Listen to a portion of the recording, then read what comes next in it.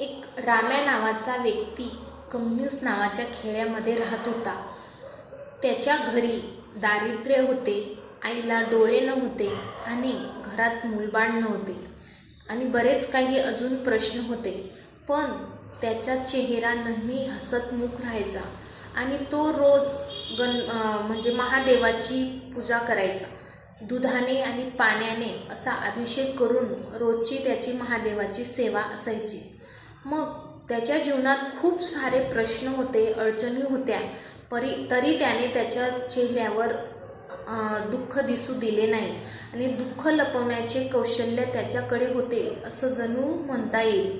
मग एक दिवस भोलेनाथ त्याच्या या भक्तीवर प्रसन्न झाले आणि तो जेव्हा देवाची पूजा करत होता तेव्हा देवाकडे काहीच मागत नसे, फक्त पूजा करून देवाचं नामस्मरण करीत असे.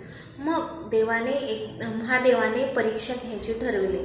महादेव त्याच्यावर प्रसन्न झाले व बोलले की मी तुझ्यावर प्रसन्न झालो आहे. तुझ्याकडे खूप सारे प्रश्न आहेत, समस्या आहेत, पण मी तुझी ती एकच समस्या सोडवू शकतो. मग मी तुला रात्रभर वेळ देतो. तू रात्रभर विचार कर आणि मला तू दुसऱ्या दिवशी महाशिवरात्री आहे तेव्हा मला तो एकच प्रश्न येऊन सांग, मी तो पूर्ण करेन.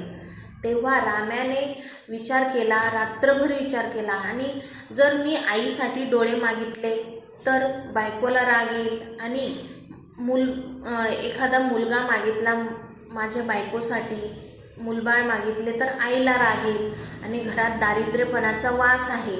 मग मी महादेवाकडे मागू तर मागू काय, असा त्याचा प्रश्न डोक्यात सतत चालू होता आणि रात्रभर तो झोपला नाही. दुसऱ्या दिवशी महाशिवरात्री होती.